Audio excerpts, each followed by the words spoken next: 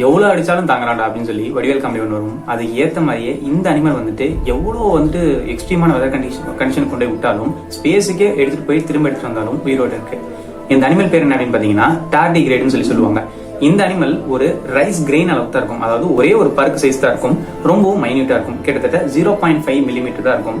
இந்த அனிமல் என்ன ஸ்பெஷாலிட்டின்னு பார்த்தீங்கன்னா, இந்த அனிமல் வந்துட்டு 0 டிகிரி செல்சியஸ்க்கு ரொம்பவும் விறுவிறுப்பா இருந்தாலும் சரி, இல்ல மனுஷங்களை எரிக்கக்கூடிய அளவுக்கு 150 டிகிரி செல்சியஸ்க்கு நெருப்பு இருந்தாலும் சரி, இந்த அனிமல் வந்துட்டு உயிர் படைச்சுக்குன்னு சொல்றாங்க. அதே நேரத்துல டீஹைட்ரேஷன், உடம்புல இருக்க எல்லா தண்ணி வெளியே போனாலும் அது ரொம்பவும் சிறுசா ரொம்பவும் வந்துட்டு சுருங்கி போய் கிட்டத்தட்ட அதோட உடம்புல இருக்க எந்த ஒரு பயாலஜிக்கல் ஆக்டிவிட்டி, அதாவது நீர் தேவைப்படுற எந்த ஒரு பயாலஜிக்கல் ஆக்டிவிட்டியுமே நடத்த விடாம அப்படியே நிறுத்திடும், உறைஞ்சிரும். ஸோ இந்த உரையலுக்கு பேர் வந்துட்டு கிரிப்டோபயாசிஸ் சொல்லுவாங்க. இந்த கிரிப்டோபயாசிஸ் யூஸ் பண்ணி கிட்டத்தட்ட வருஷங்கள் இல்ல 10 வருஷங்களுக்கு வந்துட்டு இந்த அனிமல் வந்துட்டு உயிரோடு இருக்குன்னு சொன்னாங்க. அது மட்டும் இல்லாம இந்த அனிமல் வந்துட்டு ஸ்பேஸுக்கு ரீசெண்டா எடுத்துட்டு போயிருக்காங்க 2001.